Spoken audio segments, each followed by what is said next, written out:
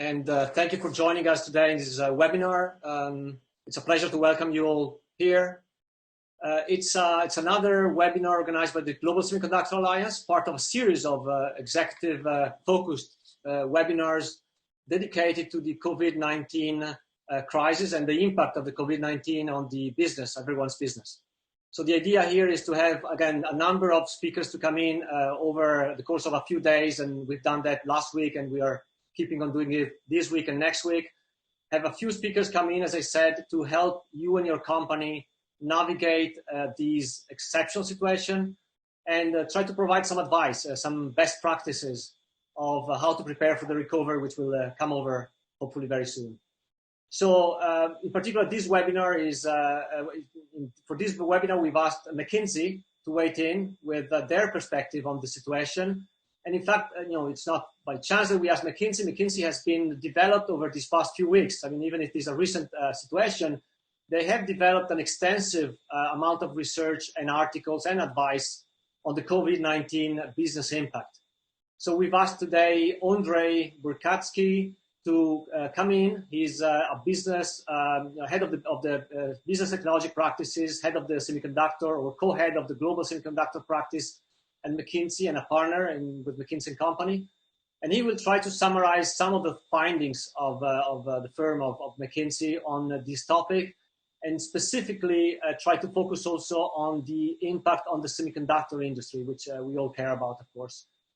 The other thing I want to say before handing over to him is that we have a question and answer session, of course, scheduled for the end of this session, of this webinar. If you click at the bottom of your Zoom screen, you should see a Q&A icon where you should be able to, again, type in those questions. We are trying to make it, instead of speaking out loud those questions for everyone, which becomes a bit more difficult given the number of people attending the webinar, we prefer to do it via a chat as it's often done anyway, so I'm sure you're accustomed to this type of way. So just write your questions. They will go directly to Ondrej. And in fact, I should mention also they will go to his team. He has brought with him, although they will stand in the background today, he has brought with him a consistent team of people who have been involved with the McKinsey COVID-19 response team. So they are very knowledgeable about this topic as well as Ondrej. So that's the only thing I wanted to say. I would like to invite Ondrej to come on screen in a way and switch screens with me and take the lead from here and present his slides. Thank you, Ondrej. Thank you. Thanks, Sandro. So welcome, everyone.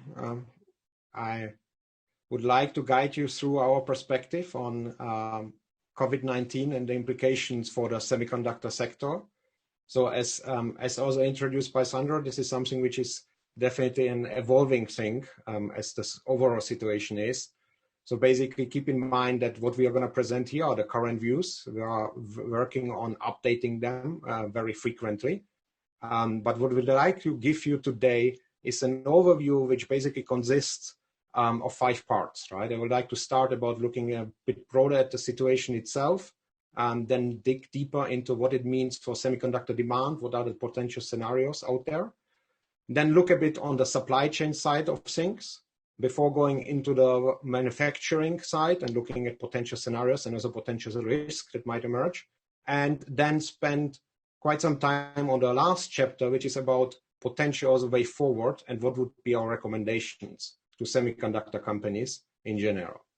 Now, let me start with the current situation. I think the most important thing here to say is that the COVID-19 crisis is first and utmost a humanitarian crisis, right? So while we're going to focus today on the impact for the business and for the semiconductor industry, we should never forget basically that this is about saving lives, and also be very grateful to all the others that are not joining now the webinar, but fighting really for people to survive.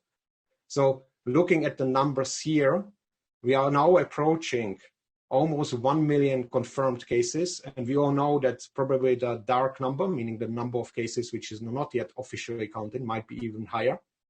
And we also see basically the quite tragic number of 46,000 deaths that are already associated with this disease here. Many countries now affected, more than 200 actually here. There is also good news. China, where there was one of the starting points, or the main starting point here, now recovering from at least the number of new infections here, while US, for example, is now getting hit very hard with the virus. Now, looking a bit forward, we looked at potential scenarios, how this crisis might actually end up. And to be able to quantify them and also to frame them, we look at basically two things. The one is the virus spread and public health response, which basically gives an idea of how fast and how effective will we be able all together basically to fight the virus and to limit its spread, and also the number of new infections and death.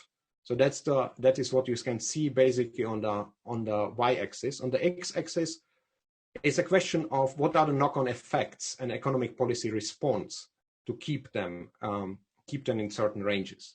Meaning, all the interventions that are now planned or being executed by the governments and by single companies, how effective are they going to be? And you can see in the middle is always a view on GDP on the y-axis versus time. And the two scenarios we will look a bit deeper into today is the A3 scenario, which is virus is contained and there is a slow recovery coming. And the A1 scenario, which is kind of the middle scenario, where there will be certain virus resurgence, but we will see a slow long-term growth, which is muted, but at least we see a certain recovery to the pre-COVID-19 levels, right? If you look at the more extreme scenarios on the page, they basically range from a quick recovery to a scenario like B3, which is kind of a pandemic escalation, which leads to a very much prolonged downturn without a real economic recovery. Now, if we put some numbers to these perspectives, so starting with the scenario A3, we remember this is like a scenario where there is a medium economic response, but the virus can be actually effectively contained. We see for the main regions here still a real GDP drop, right? For China, for example, 3.5%, and then for US 8 on average for the world of 5.3, Eurozone even harder with 10.1. And what is also an important thing is where do we see the time horizon that we expect this to return, the economy to return to the pre-crisis level. So that would be Q4 for China, would be Q1 2021 for the world on average. And you can see that basically US and Eurozone are around basically the year end of year 2020, beginning of year 2021, basically to happening here. This is the, so to say, virus contained scenario. Now, if we look at the scenario in which basically we are not able to contain the virus in such measures, or it basically comes back to a certain extent, all basically these numbers go significantly down, mainly for the countries which presumes. With, for example, the Eurozone now expecting a recovery only in 2024, Q4 2024, end of 2024, and US in Q2 2024. So this is a major disruption here with a much more significant GDP drop than we have seen ever before. Now, what is actually, besides these scenarios, right? What are actually the things that we should look for? Because as said, it's a very uncertain situation here. Things are basically changing almost on a daily basis. So there is basically three things to look for as indicators, right? First of all, for the depth of the disruption. It's a question of the epidemiological measures, like, for example, social distancing, how effective and how sustainable is it going to happen? How are basic economic things like cuts in spending of durable goods going to happen, right? How long are they going to be really pushed out? And then also when we look at the length of disruption, right? Definitely it's a range of change of cases. Seasonality is a very big topic for the virus, still not fully clear here whether the virus will basically disappear in summer in the Northern Hemisphere or will it remain. And when we look at the economic point on the length of disruption, is basically late payments, credit defaults, and things like that, that basically give a condition to companies, small, medium businesses also mainly, to extend the financial framework during this time of a downturn. And then ultimately the shape of recovery, so the discussion is whether this is a more V-shaped or a U-shaped recovery, or it's a stepwise recovery, as we have seen in the scenarios. It's about how effective is the integration of the public health measure going to happen with the economy, right? So how can we basically manage a way back that both saves lives and doesn't kill an uptick in or a growth in economy recovering from the shock? And in the end, it is also a bounce back in economic activity in general to be observed here. And also to see, like, for some individual actions here, and also see some individual forecasts from companies, right, as they look about how their business does come back. Now, that's what for the more general introduction here to the topic. Now let's have a look on what does it mean in terms of the global semiconductor demand. So first, let's have a look backwards. So when we look at the last decades, we have seen a more and more correlation happening here between actually the semiconductor sales and the global GDP. So you can see that basically for the last 12 years, it was almost a 79% correlation here, right? So where semiconductor sales did outperform GDP, but it's very much correlated with its development. This is clearly said here, a view into the past. When we now look at where we are today and where we would place the scenarios we have seen before, we are basically seeing that we are entering unknown territory. Developments like this of the GDP have never been seen before. Mainly when you look at scenario A1, it's in a region, there is no data points from the past. So we just simply cannot start extrapolating the GDP development and semiconductor sales, because that correlation most likely is going to be wrong, or at least there is no proof point that this is going to hold through. So what we did there more is we started looking at semiconductor demand on a more granular level. And when I say more granular level, the typical two things to look at is look at it from a product perspective, so memory, microcomponent, logic, and so on, versus the application perspective. Because demand typically comes and is driven by the application segments, the application verticals you are in, and might be very different depending on which vertical we look into. And this is the numbers from Q4 2019 we took from IHS. And it gives an indication also in terms of the forecasted growth in 2020. So this is all pre-COVID-19 numbers. And what we did now is we looked on the individual vertical segments and tried to analyze, model, and assess how in these two scenarios we have seen before, the development in terms of demand might look like. And I said in the beginning, this is a modeling exercise, right? So this always has to be taken with a bit, with a good second thought here. Now, let's dig deeper into wireless communication as the first one. So here we basically see definitely a drop in demand. We have seen this in China, where basically in February, for example, there was a significant drop in demand already. Given now the scenarios and the developments in the individual regions, we basically looked at the scenario A3 as something that is going to come back, where the demand is going to come back roughly at the end of 2020. And for the scenario A1, remember that this was the one scenario where the downturn lasted longer. This is not something where the demand is not going to come back before 2021 happening. So here, again, when we look at the numbers, we see a year-over-year revenue drop in a scenario A3 for the world of 11 to 15%, and for scenario A1 of 23 to 27%. So a significant change in what has been planned for. When we look at the second segment we have highlighted here, this is automotive. And we know that automotive sales have been hit very hard at the beginning of the crisis already. So there have been some 80% demand decrease in China, and we are also seeing similar patterns happening across the world. So taking basically the mildest scenario here, we basically see that the demand and supply curve here, we would basically say that there is roughly 16% volume loss here, right, over the course of the year.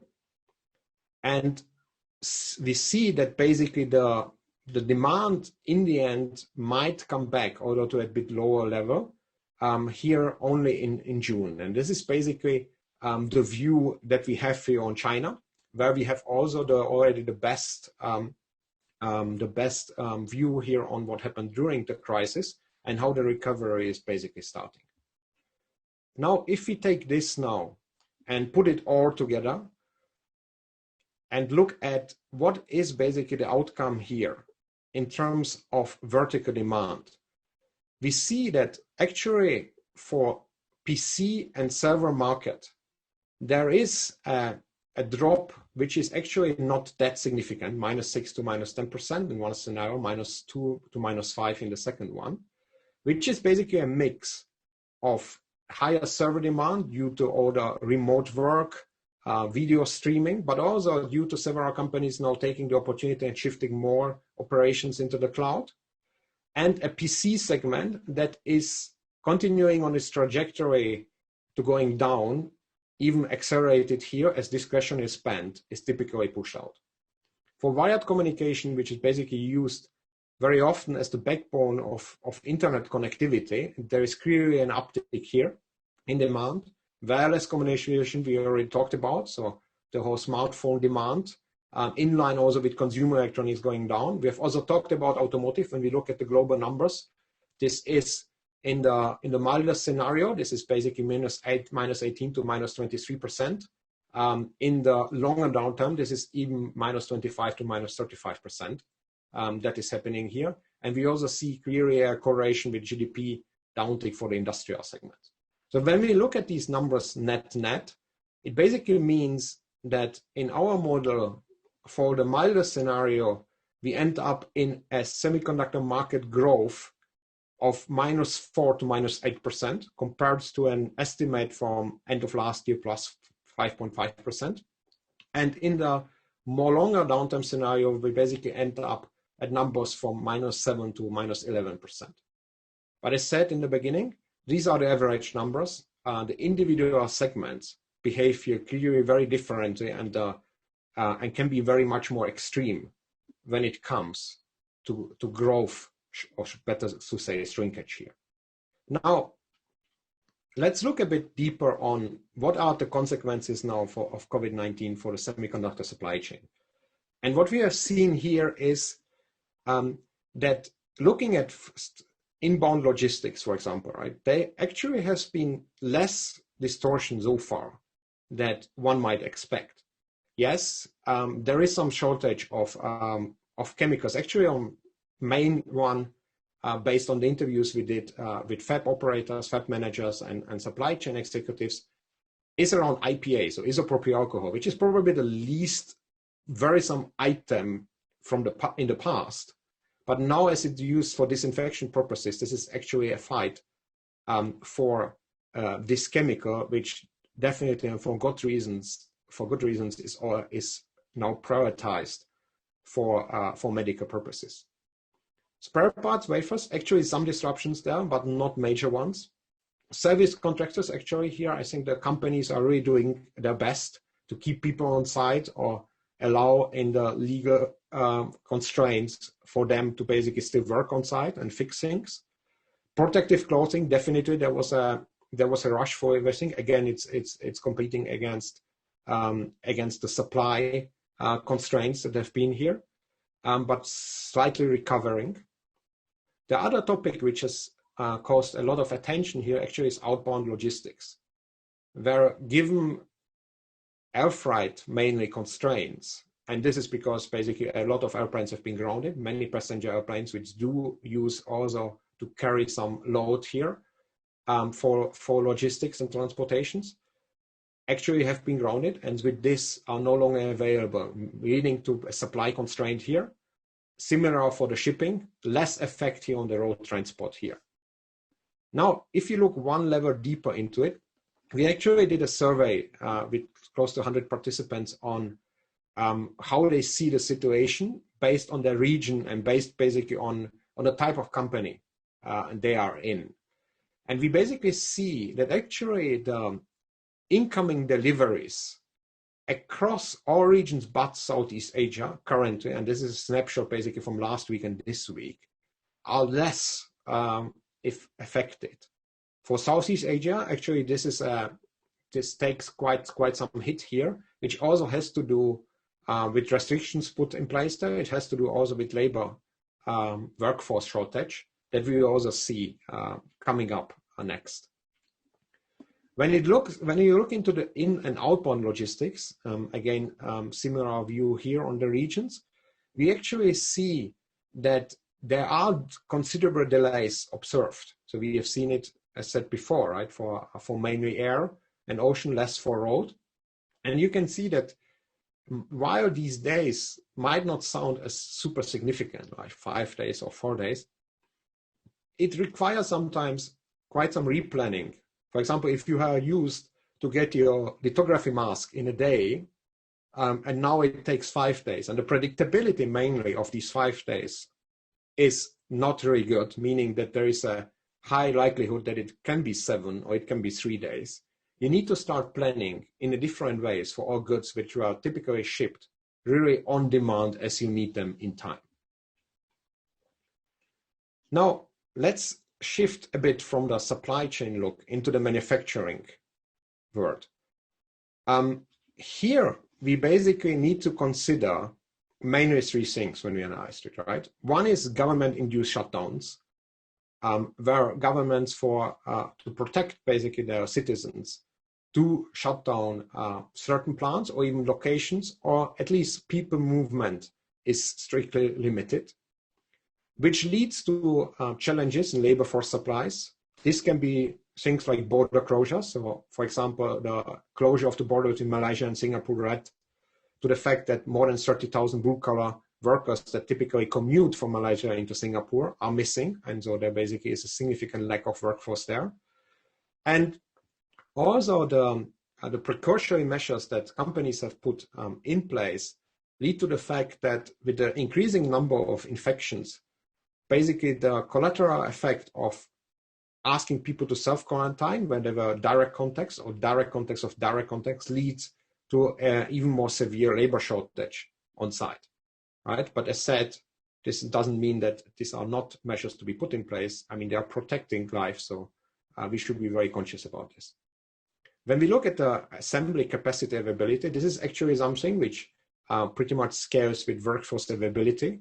And we have seen severe shortages, meaning that even if semiconductor manufacturers, being it foundries or IDMs, are operating at a high utilization, actually the assembly is where the bottlenecks is created, so that ultimately the goods cannot be shipped as final goods to the customers. Now let's have a deeper look here on certain scenarios, right? And just to be clear here, right? These are scenarios we developed to assess potential risk factors to happen. And what we did is basically we took certain regions here and we said, okay, what would actually happen in case of a real shutdown scenario? And you can see that, for example, when we look at the first one, it is Southeast Asia. It is less about the front end production, but the 23% of back end capacity worldwide is located in Southeast Asia.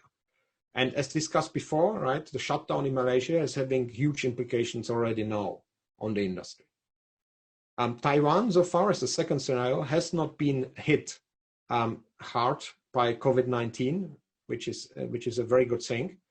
However, in case this should happen, there is a substantial foundry capacity in Taiwan, 45% of global capacity there, and also equally between front end and back end, we are talking about 1/5 basically of global capacity located there.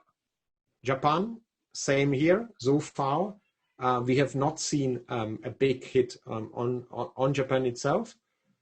There, basically, we would also, in case of a shutdown, we would basically see also a huge effect next to the front-end manufacturing is actually on supplies, on vital supplies, being it special chemicals, being it special parts for the rest of the world. For Americas, it would actually be quite a hit on fabless companies, which in the end could typically also operate in a remote setting. It is a bit on more around shipping of EMS EMS produced products between Mexico and US, less a bit on the semiconductor side.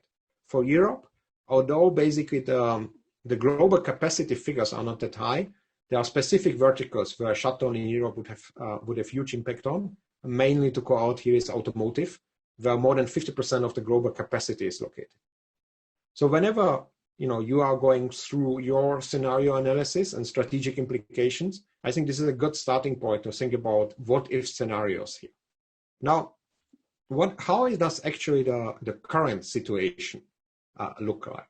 So again, we ran this questionnaire last week and this week, and we asked, what is the current labor capacity the individual players are operating per region? This is basically what you see depicted in the rectangular boxes. And then we also asked people how long do they think it's going to take them until they can reach full labor capacity.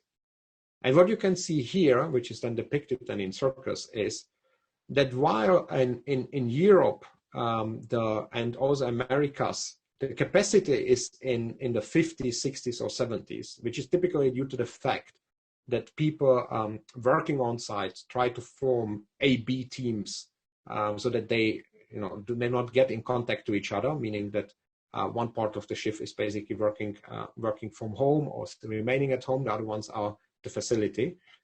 There is a certain availability of resources, while we still expect that this is going to take longer than 4 weeks to recover to 100%. In Southeast Asia, as we have also discussed before, there is a significant drop in labor availability, and this is basically the more worrisome thing. Also, people expect that this is going to last for more than 4 weeks. Northeast Asia, indeed, is staying on a high level, and also people are thinking that they will be able to operate in the high region for the coming time.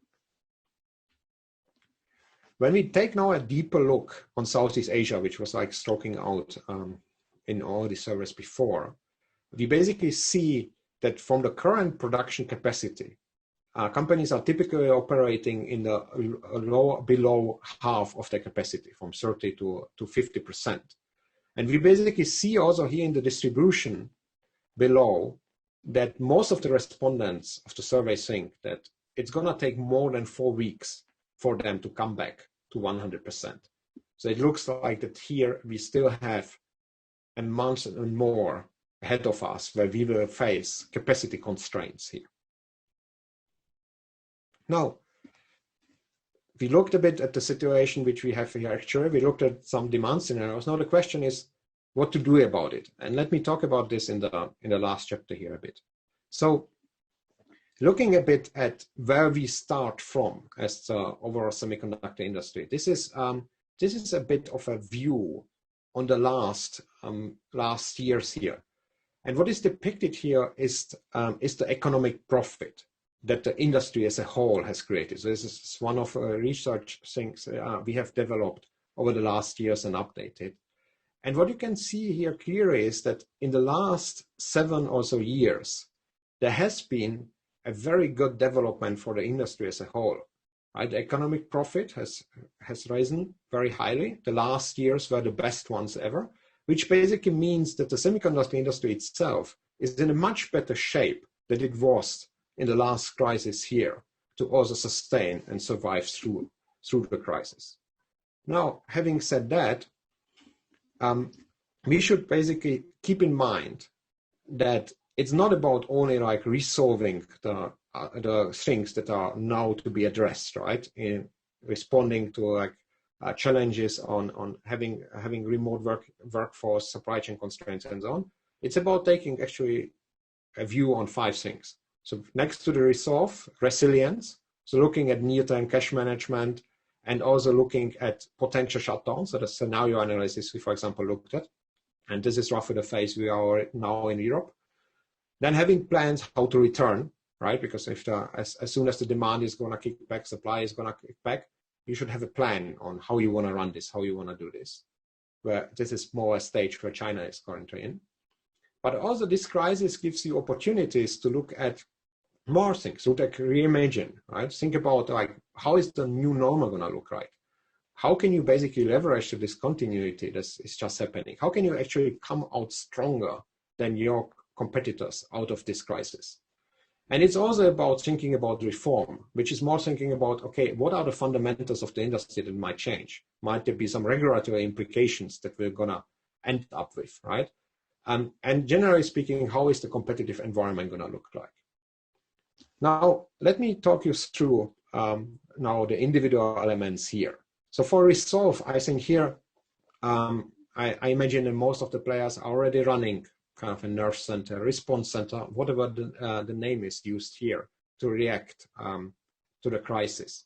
In our view, the companies that are really good at this actually do 2 things well. First of all, they take a holistic approach, meaning they look at all the elements of, taking care of their employees, looking at customer relationship, looking at their supply chain, also looking at financials, mainly immediate liquidity. And they take a contextual approach, meaning that on a more detailed level, they really take decisions based on the context. So it's not a common guideline that always applies. It's a bit acting upon actually exactly the situation they face with the correct answer in that moment. Just to highlight one thing here that we see clearly is on the employee side, working remotely, and I probably speak for all of you, is quite a new thing for all of us, right? It puts certain stress on ourselves because we are missing the social context. We might have additional burden of taking care of the household, taking care of smaller kids, schooling, teaching them if they cannot go to school, and so on. And I think this is also a very important item here for companies to keep up still the spirit and motivation of the employees in that settings.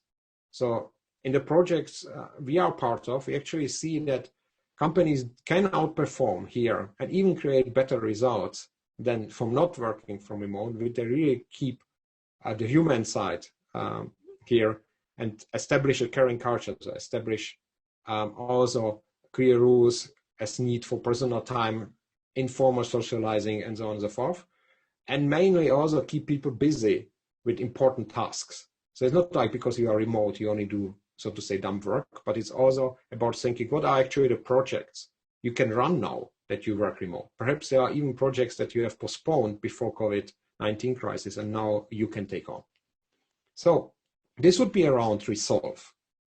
When we move one step further to resilience, so when one does the analysis of companies, how they performed in the last crisis, there is actually 2 things that stand out. The ones that did very well, we call them the resilience, actually had 2 things in common: speed and discipline. It was not about starting point, right? It was about really taking action fast and be very disciplined.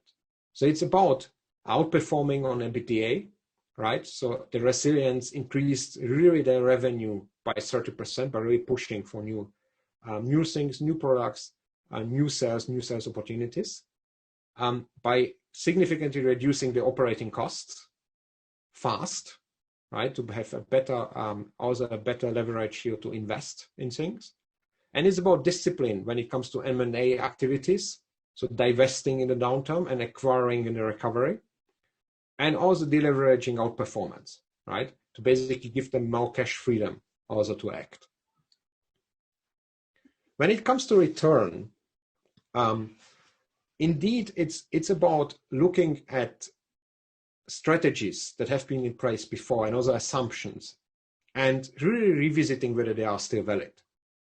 This is true around demand planning, right? So really think about, okay, is this still valid in the new world, right? what is the right product mix here. Also look at pricing, right? Because it's not only that, you need to give discounts because demand might be less. It might be that the value proposition actually of your products in the new world is higher. So you might think about increasing prices actually here. And you should also consider what are basically the incurred costs that you might not used to have, right? Being in logistics and so on. The ramp up of supply chain needs to be well planned, right? Also some contractual features you might want to pull that you didn't consider before, right? If everybody is looking for the same things and the demand is going up and the supply is not, you might want to reserve yourself some capacity, right? To be able to ship. Revisiting procurement strategy, right? Which is about looking at legal and regional restriction of suppliers that might come in place, right? And also look at long-term contracts versus short-term price dynamics, which can also mean renegotiation with your suppliers, right? Which can also mean that in some cases, actually your long-term contracts might be better than more spot prices on the market. And also, one important thing to look at is business practices. What we mean by that is that now with the remote work, companies might realize that actually some of the things they thought only work on-site, only work live, actually do work remote, which also creates new imperatives, perhaps of the choice of location of work, smart sourcing activities, also a bit of a way how you run business processes. So it's also important to keep this one in mind here. When we move more to the reimagine here, and I would like to quote here Gordon Moore that said a very wise word that you can't save your way out of a recession.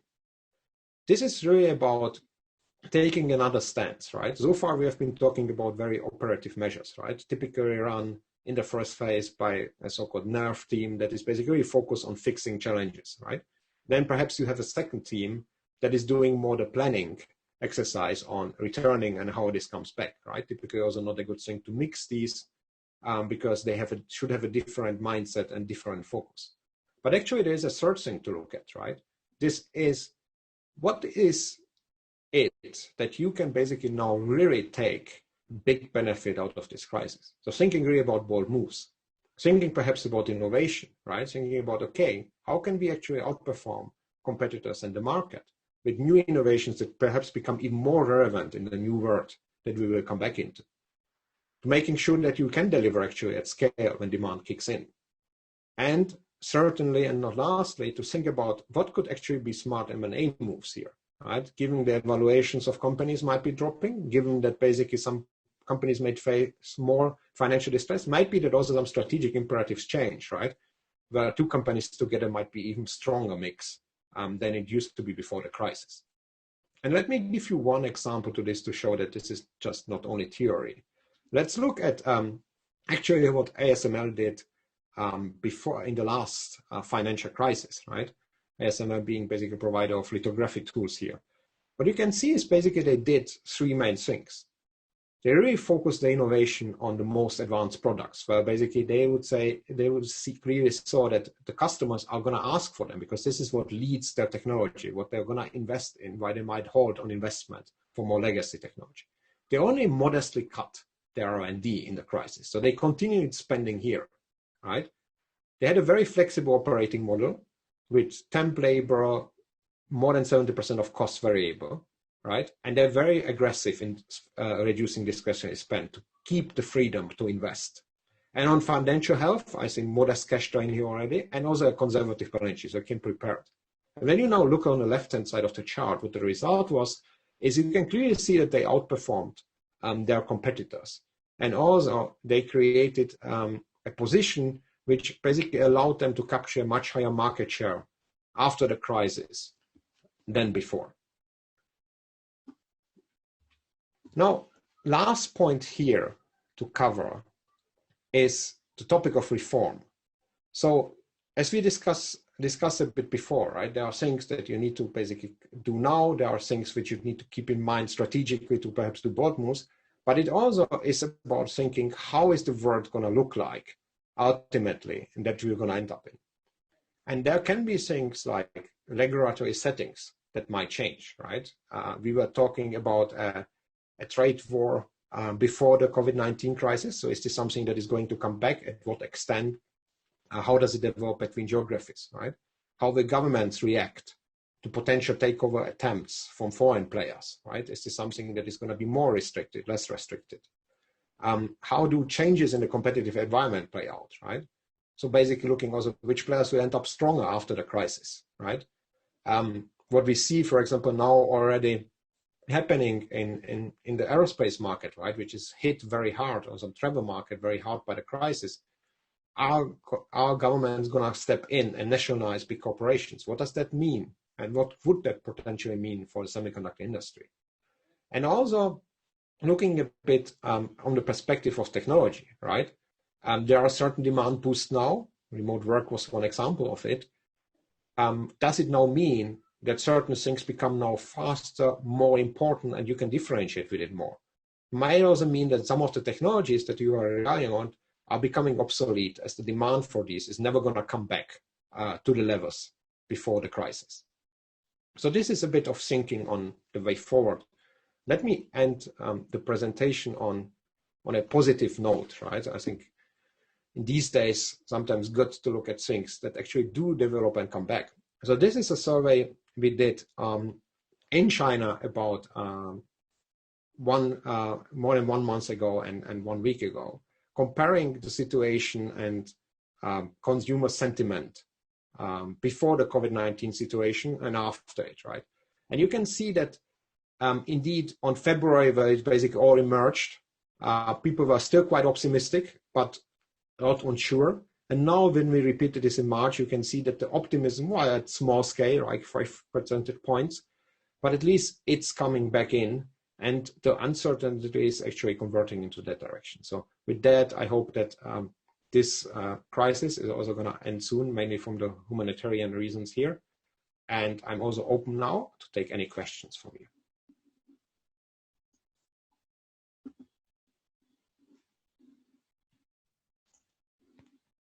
Can I invite you to press on the Q&A button at the bottom of the window here, of the Zoom window, and ask any further question you might have?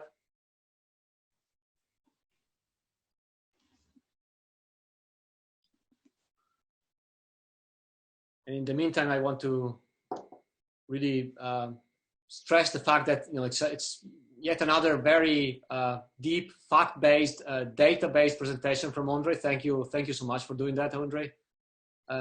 We have some questions coming in. Yes.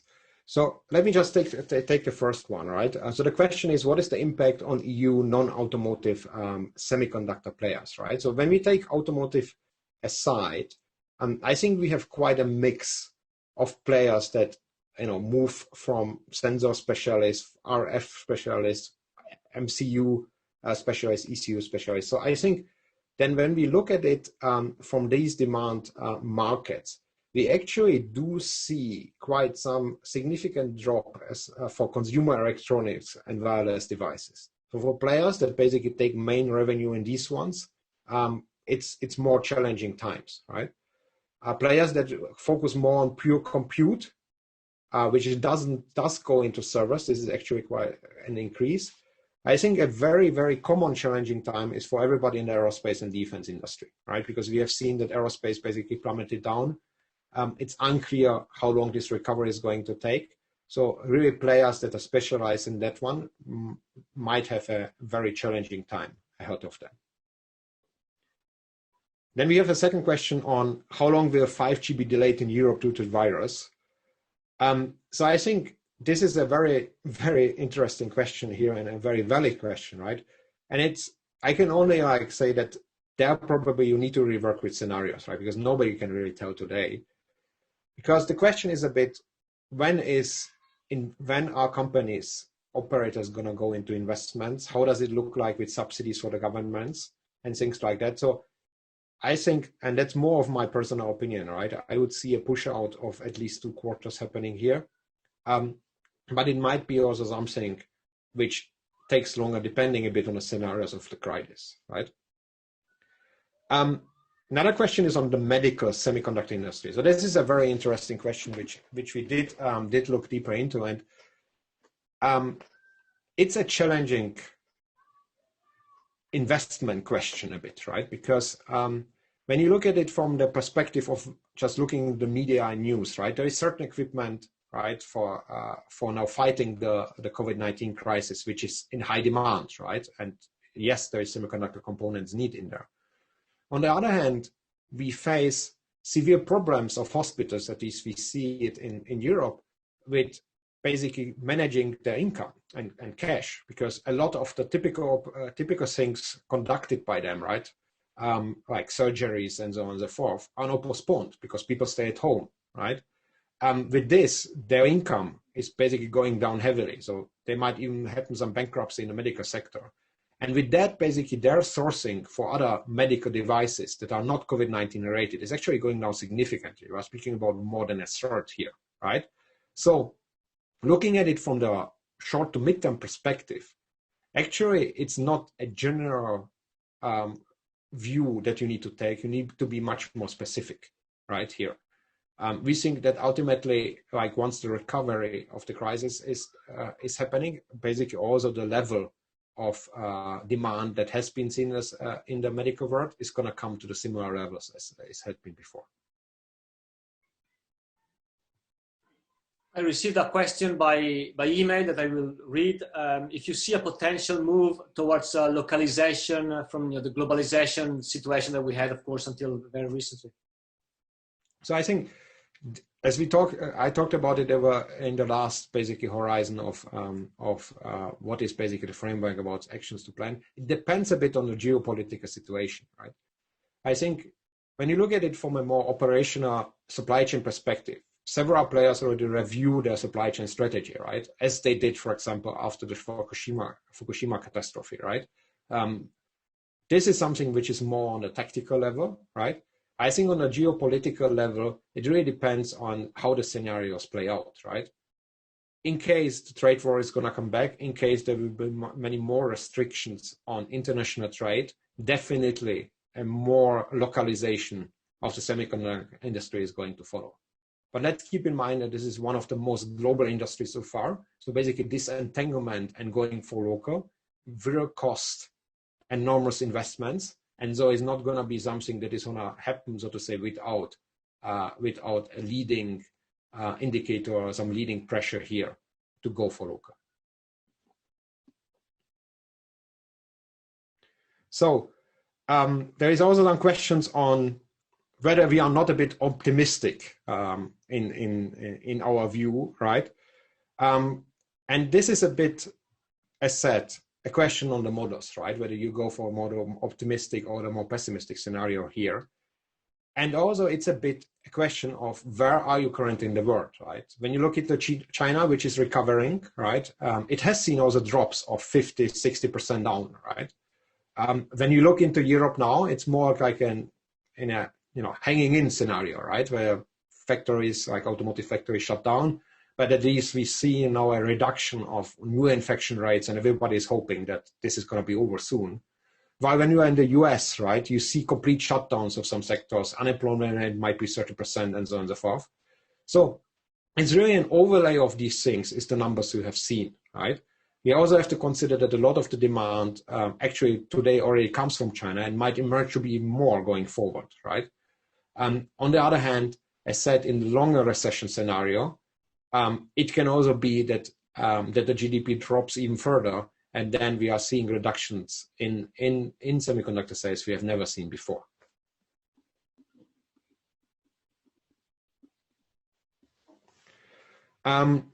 So then there is one more question on what is going to happen after the crisis, right? Do you see Chinese companies aggressively on a shopping spree?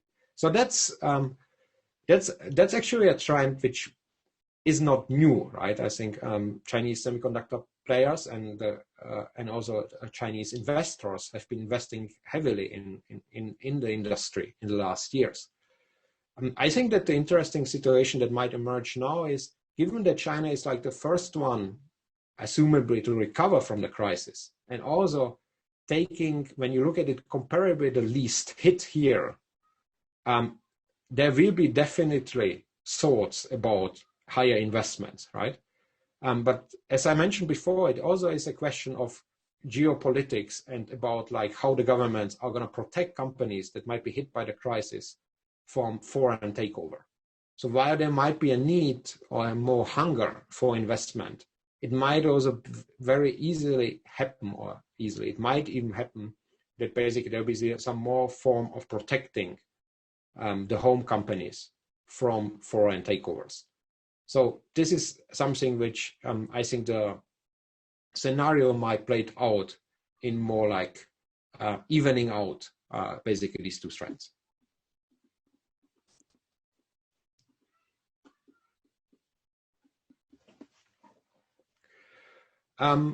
Then there is a question on fabless companies, right? That especially in the various PC space are depending on supply mainly from Taiwan, right? Do you think the world should revisit its dependency on only one country in the light of this pandemic? So I know that also some representatives of TSMC are listening in, so I need to be a bit cautious here. But however, I think that this is not only a specific question to here. I think this is a bit of a general question of reliance on a supply chain, right? I think that there is a good reason why fabless companies have chosen to be fabless here. So revisiting that strategy from time to time is I think, a natural thing.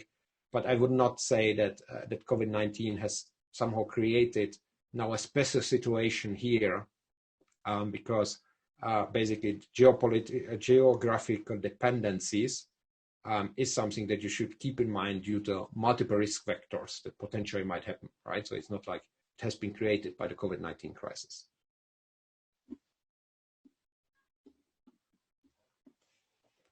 Then I have a question on which direction do you think the US-China trade tensions will go post-crisis?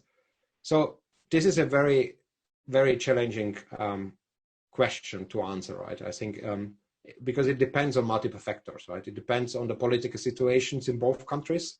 It depends on how the crisis basically ends. And it depends a bit on also sentiment that is created in the population. So while this crisis is a global crisis, I think that nobody can really seriously predict whether this is going to increase the tensions or ultimately potentially even decrease the tensions here. So sorry, I think this is a question that is really hard to answer now, even into like providing a tendency here in one or the other direction.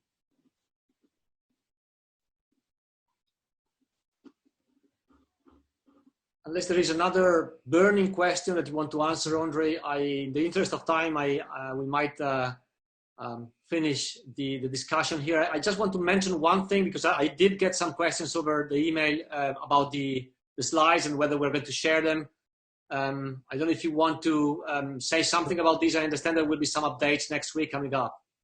Exactly, right. So basically, as said, the situation is developing very fast, right? So what we are working on is a weekly release of our assessment of how the situation is developing and what could be potential demand scenarios, and also what we would recommend semiconductor players to think through. We will do the next release on Monday, and this is also where we would like to provide a version to you at your disposal, which basically will be also distributed via the invitation list and the GSA. So please hold until Monday, and then you will get the latest release here, which has all the updates included. And I would also like to mention that you should probably join the next coming up webinars that GSA is organizing on this topic if you're interested in some more updates. And we will send you a link to those webinars coming up very soon. So, well, thank you again, Ondrej. Really a very good, as I say, database presentation. And it was also very interesting to have you present some questions. I mean, it's not just the facts, of course. There is lots of uncertainty, so lots of questions that you rightly spotted, and some good scenario analysis, which would be useful for many of the executives that have joined this webinar. So, well, thank you. Thanks, of course, to everyone who agreed to join and decided to join this webinar. We have more questions coming in, but of course we cannot answer them all right now. But again, you will have more information and more opportunities to ask those questions in the upcoming webinars at the end of this week and the next week. So I would leave you here and again, welcome you to a next webinar very soon. Thank you again. Have a good day.